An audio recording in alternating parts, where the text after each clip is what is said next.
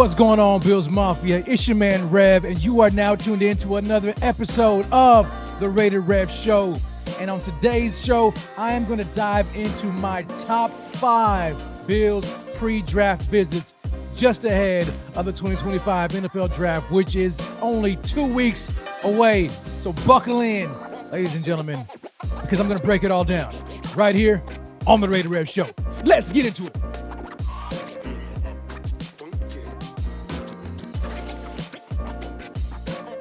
All right, welcome back, Bills Mafia. Again, it's your man Rev, and this is the Rated Rev Show. Do me a favor, before we go any further, like, comment, and subscribe to the channel.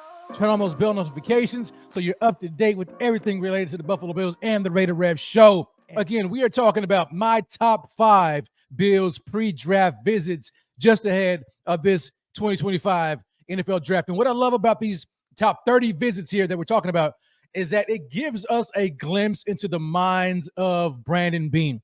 Not like Brandon Beane has multiple minds, okay, but the mind of Brandon Beane and his entire scouting department and the staff, because these top 30 visits here, they give us a glimpse into the mind of Brandon Beane. It lets us know what he's thinking as it pertains to certain players that he brings in. It's not just about, oh, well, this player is good or player X is better than player Z or whatever the case may be. No. It's we're bringing them in here and we get a chance to see why they're selecting this player to be on this top 30 visit. And maybe you're new to this thing. You're trying to figure out, all right, well, what exactly is a top 30 visit? Okay, well, the NFL allows teams to host up to 30 draft prospects for official visits. Now, during these official visits, these top 30 visits, there can be no on-field drills, just interviews, medical evaluations, and character assessments. Brandon Beane has a track record of drafting from those who were top 30 visits. So let's talk about the 11 drafted players that were top 30 visits. Starting in 2017, we got 3 players. Tight end Dawson Knox, who was drafted in the 3rd round, and then safety Voshawn Joseph and quarterback Nate Peterman, who were drafted in round 5, respectively. Then in 2018, of course, we all know, quarterback Josh Allen, Mr. Franchise himself, and then former linebacker Tremaine Edmonds, both drafted in round 1, were top 30 visits. 2019, it was defensive tackle Ed Oliver, who was drafted in the top 10 of the 1st round in 2019. Then in 2020, there were no pre-draft visits at all for any teams due to COVID. So fast forward to 2021, we've got offensive lineman Jack Anderson, who was drafted in the 7th round. In 2022, this is where it picks up steam here. We've got cornerback Kyer Elam, who was a 1st-round draft pick, and then running back James Cook, who was drafted in the 2nd round. In 2023, we've got offensive guard Osiris Torrance, drafted in the 2nd round. And then last year, wide receiver Keon Coleman, who was our 1st pick of the 2nd round. So we can clearly see here that Brandon Beane values top 30 visits. But here's what I find interesting. Of the 11 drafted players, listen to this. Only one of them was drafted at the bottom of round 1. Care to take a guess who that player was? Yeah. Cornerback Kyer Elam. Former cornerback Kyer Elam. Whereas 3 of them who were drafted in round 2. You had James Cook and Osiris Torrance in 2022, and then Keon Coleman, who was drafted last year. That's astounding. 1 player drafted at the bottom of round 1, Kyer Elam. 3 drafted in round 2, James Cook, Osiris Torrance, Keon Coleman. So my question to you is, does that give us any indication as to what Brandon Beane will do in this draft? It could, but let me know what you think in the comments below. With that being said, let's take a look at the players that have been reported as a top 30 visit at the time of this recording. And I'm going to break them down positionally. Starting off, we have at the cornerback position, Trey Amos from Ole Miss, Siobhan Rebel Jr. out of East Carolina, and then Dorian Strong out of Virginia Tech. Next up, defensive tackle. Many were thinking that this is a huge need. So far, only one reported defensive tackle for a top 30 visit, and that is Tyleik Williams out of Ohio State. At the edge rushing position, we have two of them. Oluwafemi Oladejo, UCLA, and then followed by Braden Swinson out of LSU. Now, this is where things get dicey and extremely juicy for me. We have 6 reported wide receivers to have made top 30 pre-draft visits with the Buffalo Bills. They are as follows, as you can see on the screen. Number 1, Isaiah Bond out of Texas, who we'll discuss shortly. Number 2, Keandre Lambert-Smith out of Auburn. Number 3, Jalen Lane out of Virginia Tech. Number 4, Arian Smith from Georgia. Number 5, we've got Isaac Tesla out of Arkansas. It's not Tesla, but Tesla. And then number 6, Jalen Royals out of Utah State, rounding off our 6 wide receivers. Now, when I think about this list, what really jumps off the page for me is that we see twice as many wide receivers on this list as we do cornerbacks. Let's take a look at it again. There's only 3 cornerbacks who have reported to be top 30 visits. Again, Trey Amos out of Ole Miss, Siobhan Revel Jr. out of East Carolina, and then Dorian Strong from Virginia Tech. But then when we look at the wide receiver list, there are 6 of them. Isaiah Bond, Keandre Lambert-Smith, Jalen Lane, Arian Smith, Isaac Tesla, Jalen Royals. 6 wide receivers. Why am I putting such an emphasis on this? Well, because many of us didn't think that wide receiver was a need for the Buffalo Bills. I mean, top offense in production last year, 30 or so points per game, AFC Championship game. Why would they feel a need to go ahead and add another wide receiver? Well, stick with me, and I'll tell you exactly why I believe that's the case. Another thing that I see is that when you look at this list, and then I'm going to tell you too, for those who are just listening, beside the names of these players highlighted, you see their 40 times. Isaiah Bond, 4.39 at the combine, backed it up at his pro day with the 4.35. Keandre Lambert-Smith out of Auburn, 4.37. Jalen Lane, Virginia Tech, 4.34. Arian Smith, Georgia, 4.36. Isaac Tesla, Arkansas, 4.43. Jalen Royals, Utah State, 4.42. What am I saying? When you look at these wide receivers, there are no wide receivers with 40 times that are over a 4.4 40. I think that it's quite evident that Brandon Beane sees a need for speed to be added to the wide receiver core. Now, again, they did just fine last year. Everybody eats. Got them all the way to the AFC Championship game. But you have to evolve your game year after year after year. Defensive coordinators make adjustments. They plan, they scheme, they watch film. You can't go into the next year doing the same things and expecting similar results. Now, I get it. We got Josh Allen. Okay, you may get similar results. However, switch things up. And when you look at the wide receiver position for the Buffalo Bills, what is missing when you think of a type? What's missing from this room? It's that true vertical, deep threat wide receiver. Now, granted, in free agency, the Bills just added Joshua Palmer, who has been known to be a vertical threat. He's also a route runner, which is good. But I think they still need to add that dynamic guy, which makes sense as to why you see them so far reported to have visited with 6 wide receivers, none of which have 40 times over a 4.4 40. That's crazy. All right, Bills Mafia, this is what we're going to do.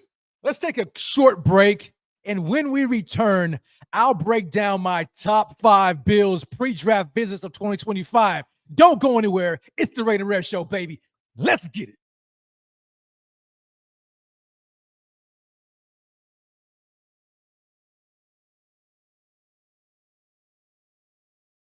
All right, Bills Mafia, welcome back to the show. So now we're talking about my top 5 Bills pre-draft visits. Number 1 is a player that I know is going to be controversial considering what just came out.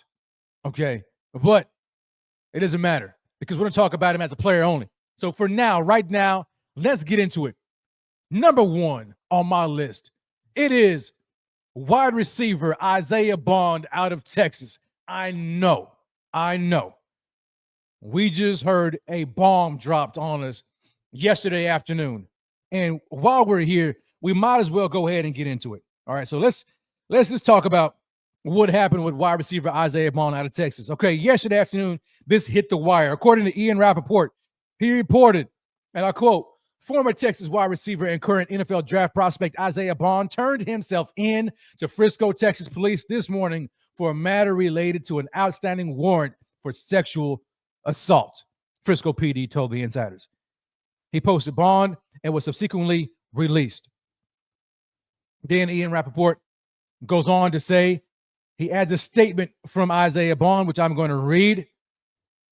It says, regarding the accusation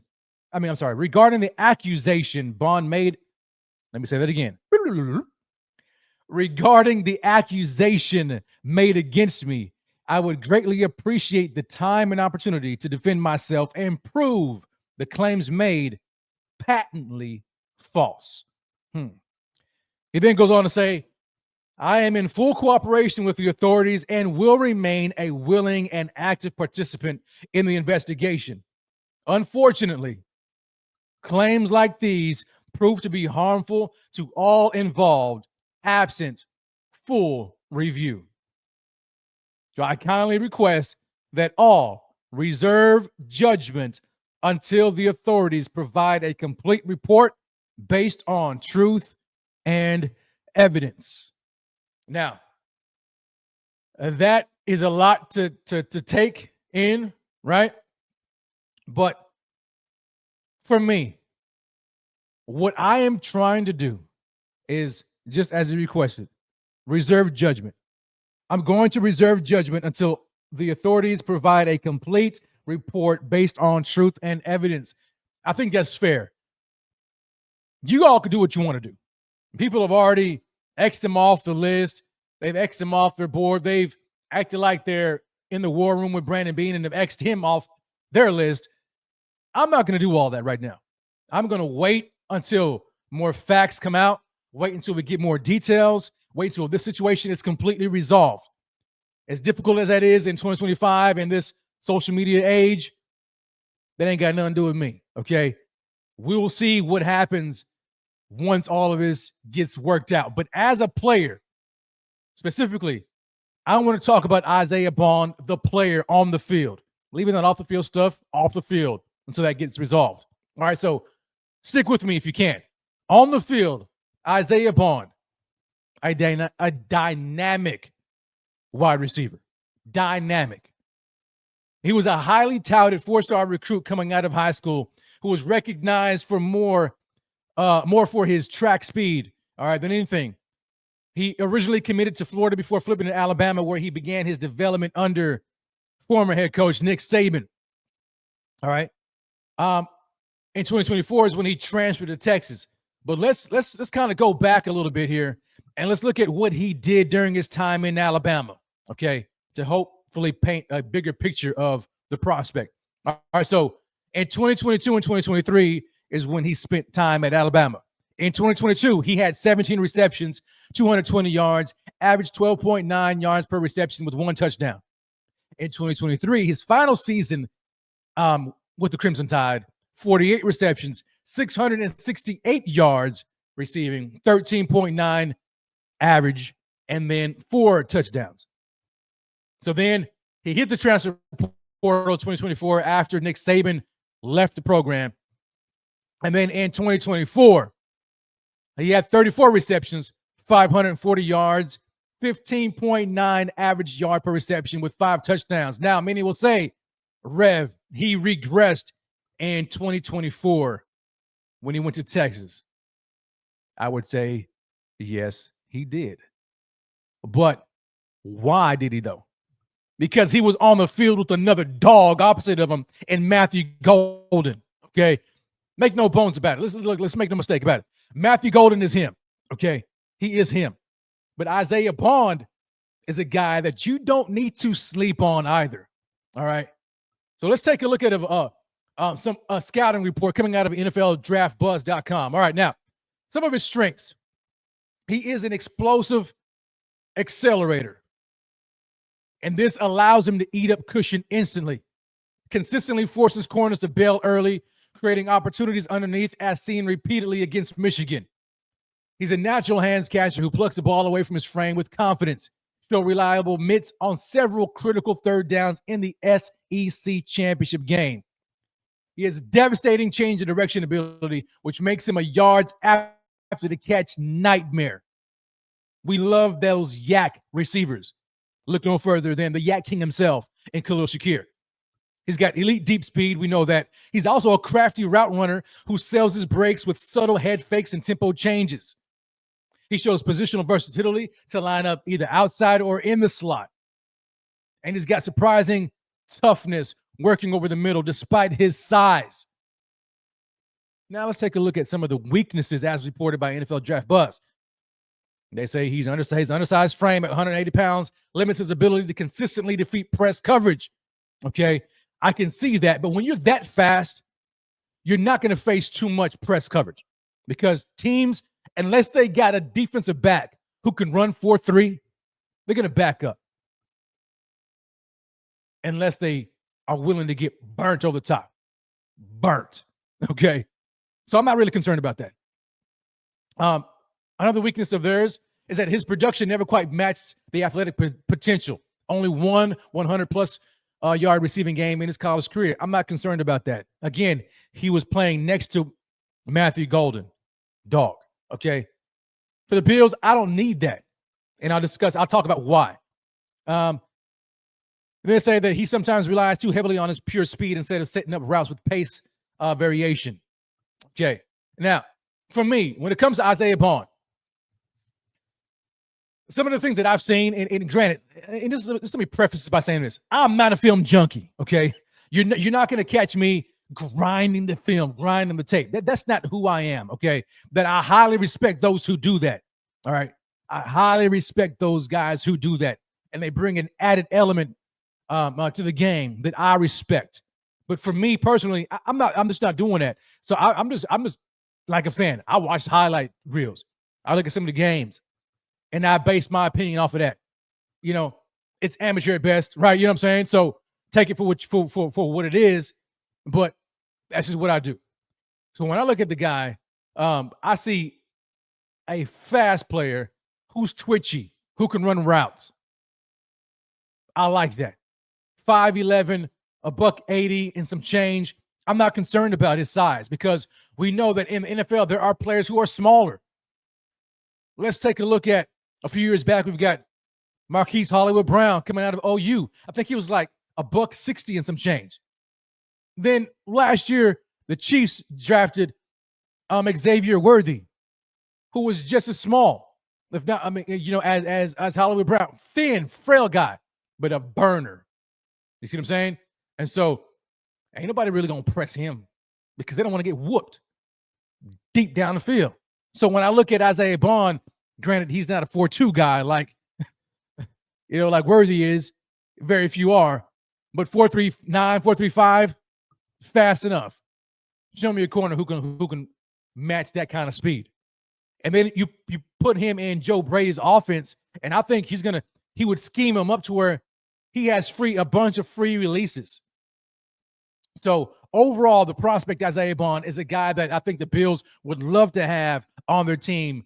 Just when we're talking about him from a player perspective on the field, not off the field, without getting into that, just on the field only, he is a guy that they are interested in. Now, don't take my word for it because the Buffalo Bills have reportedly met with the guy 3 times already. So not just their top 30 visit, but reportedly they visited him. They had dinner with him last week, I think last Thursday night. And then the following day, they had a private workout. And then this past Tuesday, they had a top 30 visit. So they've met with him for 3 times already. Now, hopefully, during that time, they met with him. Did they found this information out that this wasn't brand new information to them? I don't know, but we'll see what happens later on. But as a player, from a player perspective only, I love Isaiah Bond and what he could bring to the Buffalo Bills. That deep threat element that the Bills have been missing since John Brown, really, when you think about it. They tried to manufacture it last year with Matt Collins. Didn't really work out. Amari Cooper, older, didn't really work out. Curtis Coleman, injured, didn't really work out. But now if you add a guy like him, plus you got Joshua Palmer, man, look here. That offense is going to be even more unstoppable. All right. Moving on. Number 2 on my list, cornerback Trey Amos out of Ole Miss. Here's a guy that I like. All right. Off the bus, Trey Amos looks like an NFL starting cornerback. 6'1", almost 6'2", $195, 9-inch hands, 31.25-inch arms, 77-inch wingspan, and then, oh, by the way, he ran a 4.4 340. Yeah, give me that.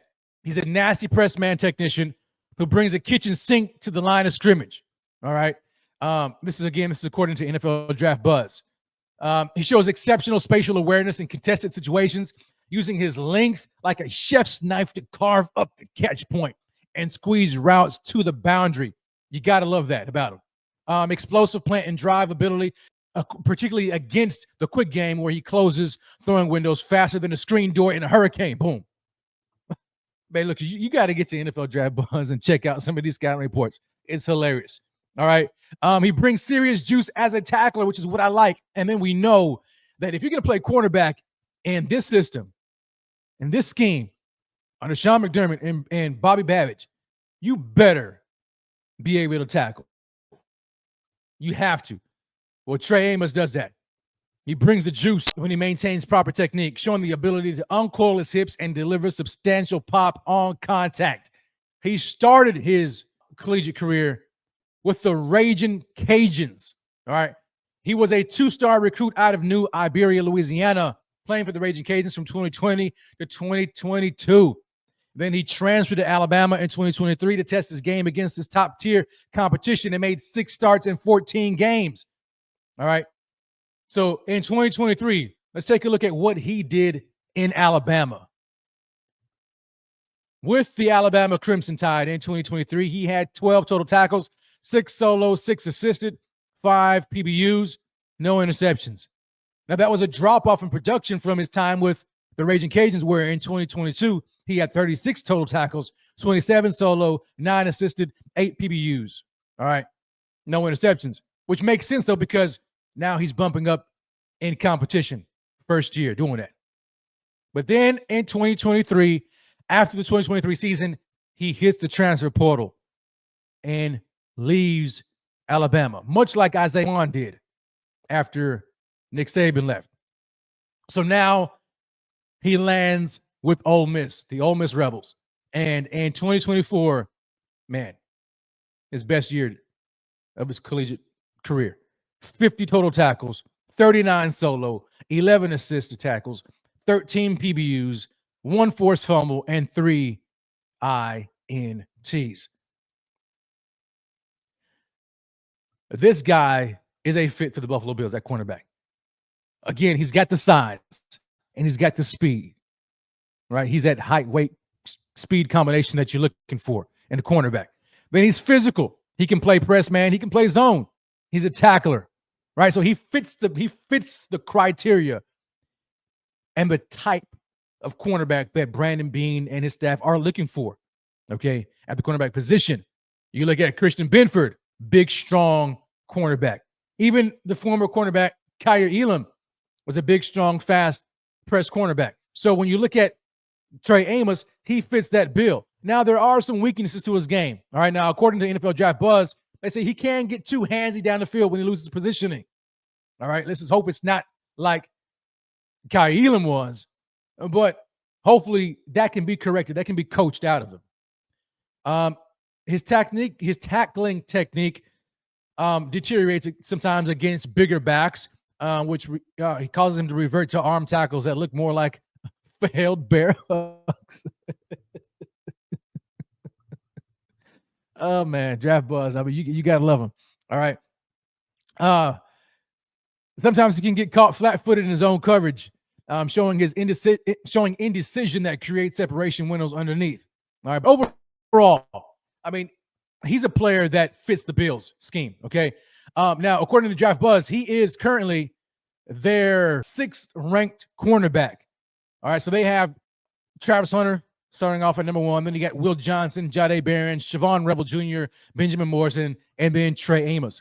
So where does he fall in terms of the draft? Is he a round 1 pick, or is he more of a round 2 kind of guy? Well, a lot of that really depends on the board and how things shake up. But I will say this. When you look at the cornerback position, that is a premier position in the National Football League. Typically, in round 1, you see a lot of corners going off the board. A lot of them.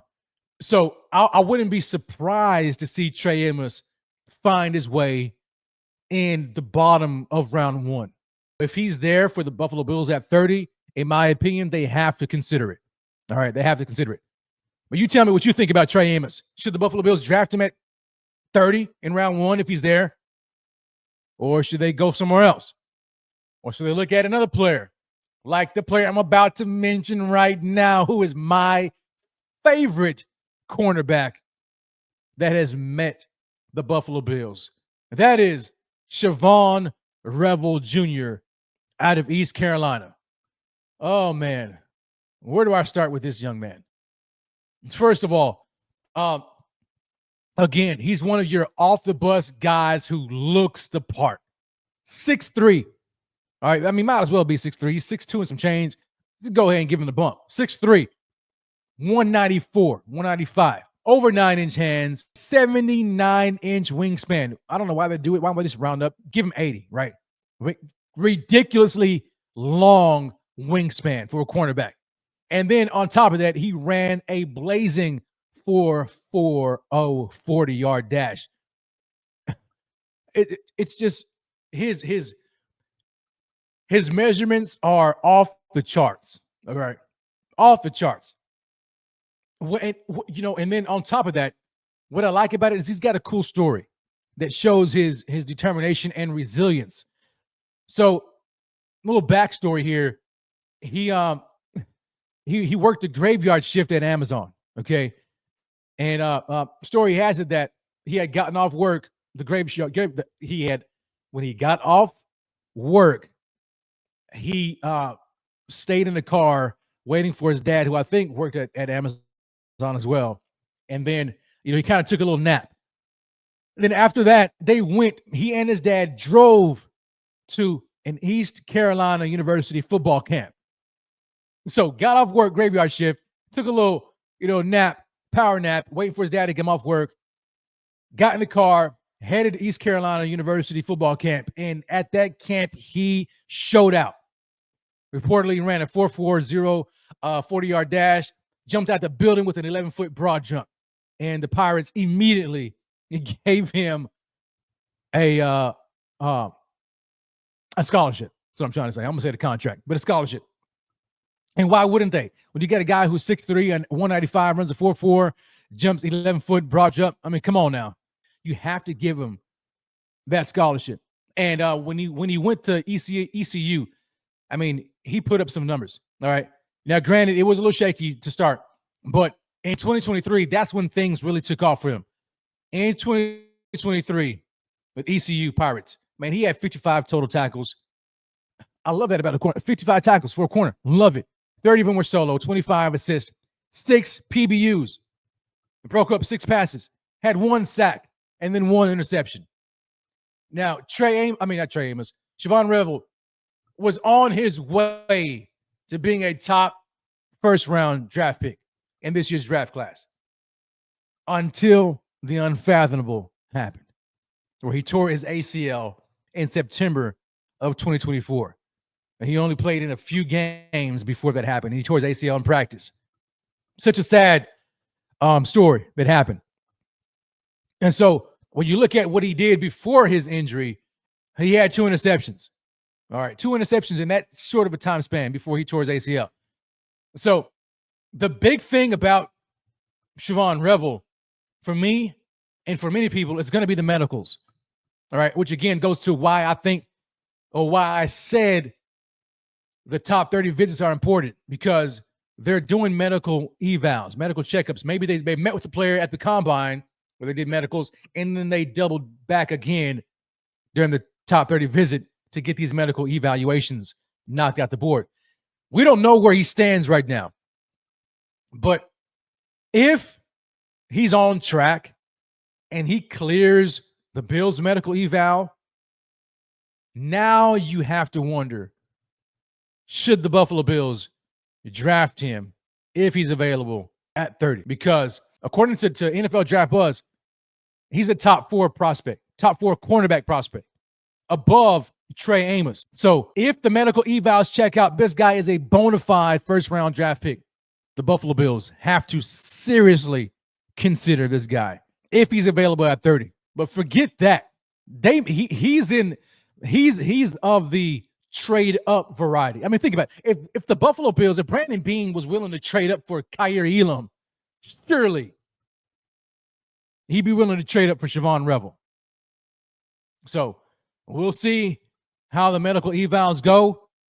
We just have to wait until the draft, man, to find out what happens. But I love Siobhan Revel. I think he's a perfect fit. I mean, I'm okay with either one of them. Trey Amos, Siobhan Revel, I'm okay with either one of them. But if I had more choice, give me Revel all day, every day. All right, ladies and gentlemen, we have talked about Isaiah Bond. We talked about Trey Amos. We talked about Siobhan Revel. I've got 2 more players to get into. But before I do that, do me this favor, will you? Smash that like button if you haven't already done so. Subscribe to the channel. Turn on those bell notifications. Follow me on X at Rev on the mic. And let's keep it moving. All right. Number 4 on my list of top 5 Bills pre-draft visits. It is the big boy himself, the hog molly, defensive tackle out of Ohio State, Tyleik Williams. The Bills love these. They love these freaks, man. And Tyleik Williams, I mean, he's a freak of nature. Matter of fact, I mean, he made it to the Bruce Feldman's freak list. Okay, that just goes to show you how much of a freak athlete and freak prospect he is. 6'3", 334 pounds, 10.25-inch hands, 32-inch arms, 77-inch wingspan. And oh, by the way, the dude ran a 4.68 40. How does a brother that big, that much beef, run a 4.68 40-yard dash? That's nuts to me. But that is who Tyleik Williams is. Let's get into his background here. Okay, when the guy came out of out of high school, and he arrived in Columbus, Ohio, the man was 360 pounds. You talk about hog molly. And that's a hog molly of all hog mollies at 360 pounds before he reshaped his body into the explosive, lean, mean fight machine at 327 pounds of force that we see today. Coming out of Manassas, Virginia, his journey from self-admitted fat, quote-unquote, fat freshman to Walter Camp second team All-American speaks volumes about his dedication to the craft. His athletic background, including breaking a 19-year shot put record in high school, hints at the raw power that this brother brings to the table. All right. Now, he was a former 4-star recruit who initially had his eyes set on Alabama before he ended up landing with the Buckeyes. He had logged over 1,500 snaps across 48 career games with the Ohio State Buckeyes and aligned everywhere across the defensive front from 0 technique all the way to 5 technique. He was a virtual chess piece in Ohio State's defensive scheme. I love that about Tyleik Williams. So I know big boys don't really get a whole lot of pub when it comes to stats, but I'm going to give you a little bit of stats about Tyleik Williams with Ohio State. Again, 48 career. That's nuts, man. You love to see that. The guy has tons of experience. In 2024, 46 total tackles, 16 solo, 30 assists, 2.5 sacks. All right. 1 pass defense. Year previous in 2023, he had 54 total tackles, 20 solo, 34 assists, 3 sacks, 1 fumble recovery, 5 PBUs, man. Like, this dude right here is who the Buffalo Bills need at the one tech defensive tackle position. Now, I say that to me, no disrespect to Daquan Jones, all right? But he's older, right? He's getting up there in age. So when you look at the Buffalo Bills right now, to me, that's a huge need. Filling out this one tech defensive tackle position is a huge need for the Bills defensive line. Yeah, you got Daquan Jones, but you don't really have anybody else behind him. And then you need to have a guy for the future to help out Ed Oliver, because he needs that big one tech beside him. And Tyleik Williams is that dude, okay? And then when you consider putting him in this rotation, it's perfect. You got Daquan Jones, boom, rotate him with Tyleik Williams. Amazing, amazing. And that immediately shores up the Buffalo Bills' run defense, and it even helps in pass defense in the pass rush as well, because Tyleik can get after the quarterback. He has incredible burst for a guy at 6'3", 330-plus pounds. All right? He's got penetrating power. He consistently collapses the pocket with a devastating first step and strong punch. He can anchor against double teams. All right? He can hold his ground against combo blocks, which frees up linebackers behind him and even frees up the defensive tackle next to him. A la Ed Oliver, man. We need that. He's got a high motor, plays through the whistle, chases down ball carriers behind the line of scrimmage. And again, as I mentioned, he's got positional versatility, lining up everywhere, all across the defensive line. With the right coaching, he can really evolve into a top-level defensive tackle. He's a perfect fit beside Ed Oliver. He's a perfect long-term replacement for Daquan Jones. And for me, Tyleik Williams, now whether or not he's consider him a fringe round 1 draft pick, I mean, I don't know. Okay, I really don't know. Many people think that he's right there, late first, in the second round, which you kind of see a trend going on here with these top 30 visits for the Buffalo Bills, especially my top 5. These guys are right on the fringe. Any one of them really could be drafted in round 1. We'll see what happens. But Tyleik Williams, defensive tackle, Ohio State, I love him. And last, but certainly not least, man, certainly not least, when this player was reported to have made a top 30 visit with the Buffalo Bills or be scheduled to have one, many in Bills Mafia circles were clamoring about it. They loved it. That is none other than wide receiver out of Utah State, Jalen Royals. Jalen Royals. Again, this guy is another height, weight, speed player. Now, when you look at Isaiah Bond, 5'11", 183, Jalen Royals is bigger. 6 foot 205, 9.5-inch hands, a little bit over 30-inch arms, 73-inch wingspan, 4.42 40-yard dash. All right. Incredible 10-yard split. 1.49 10-yard split. Ridiculous. All right. That lets me know that this guy has extreme acceleration to his game. And you don't really see that out of a guy who's that big, 6 foot 205 plus. A 1.49 10-yard split is nuts. 36-inch vert. I mean, what more can you want from a physical measurement standpoint? All right. There's not a whole lot more that you could be asking for.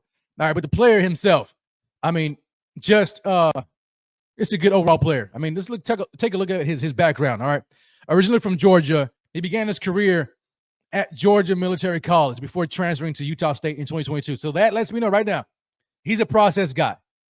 If he played at Georgia Military College, Sean McDermott is licking his chops right now.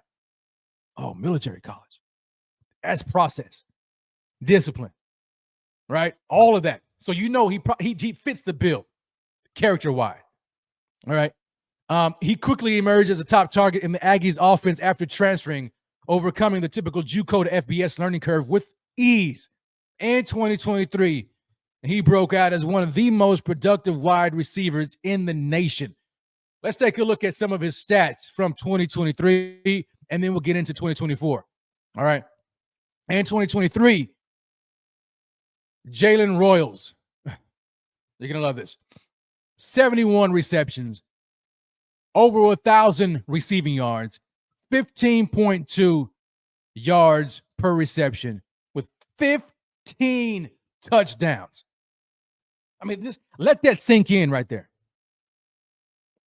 In his first major season, he has 15 touchdowns and over 1,000 receiving yards on 71 receptions. Insane production. All right. And then in 2024, yeah, he did regress.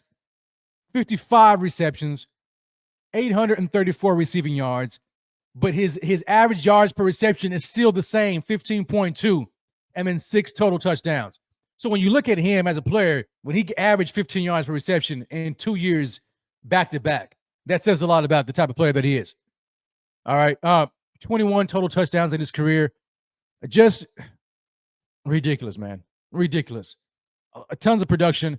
I like what I see out of Jalen Royals.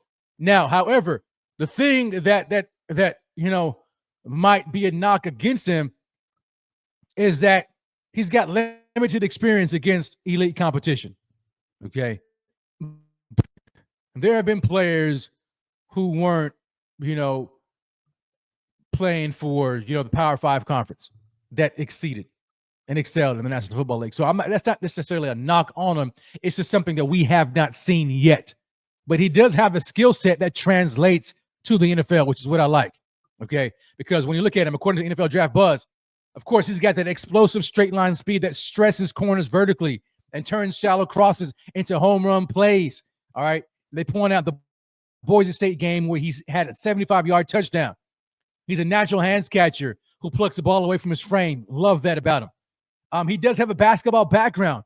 I like that as well because Keon Coleman has a basketball background as well, okay? You see that in his route breaks. He runs through cuts like a point guard, changing direction, and he maintains speed throughout his transitions. He has plus body control and spatial awareness to adjust routes based on defensive positioning without losing momentum or timing. Watch this. Dangerous after the catch receiver with rare combination of long speed and short area wiggle, which consistently makes his first man miss in space. When you get a guy at 6 foot 205, run a 4.4 40, and he's dangerous after the catch, chef's kiss, right? That's exactly what you're looking for. Then on top of that, he's scheme versatile. He can align inside or outside. He's worked at this outside. He's worked in the slot. So it gives offensive coordinator like Joe Brady that type of formation flexibility, which is key. So overall, when I look at Jalen Royals, and again, I'm not a film grinder, okay? So I'm going off of what I've seen from highlights and then looking at the experts and what they're saying. He seems like a fit for the Buffalo Bills, a perfect fit. So let's, again, go back over my top 5 players, top 5 pre-draft prospects here for the Buffalo Bills. Isaiah Bond, wide receiver out of Texas.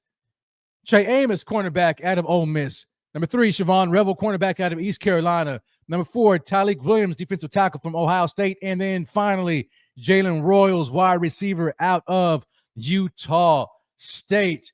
So what I need from you, Bills Mafia, what do you think? Who do you have slotted as your top 5 pre-draft visits for the Buffalo Bills? Do you see it the way I see it? Do you see things differently? Is there a player that's on my list that you absolutely hate? And you're like, Rev, what in the world are you doing putting that player on your top 5 list? Maybe there's a player that you're hoping the Bills see for the top 30 visit. Let me know what you think in the comment section. And then go ahead and hit me up on X at Rev on the mic. But until next time, ladies and gentlemen, you might see me here in a couple of weeks for the draft. I might be with a certain network, or you know what I'm saying? So be on the lookout for that. But until then, I'm going to continue to go through my list. I'll keep an eye out for any newly reported top 30 visits, and I may adjust my list accordingly. So be on the lookout for that. Keep it locked right here, the Rated Rev Show. It's your man Rev. Hit that like button, hit the subscribe button, turn on bell notifications on your way out. Until next time, baby, grace and peace, God bless, and as always, go Bills. I'll holler.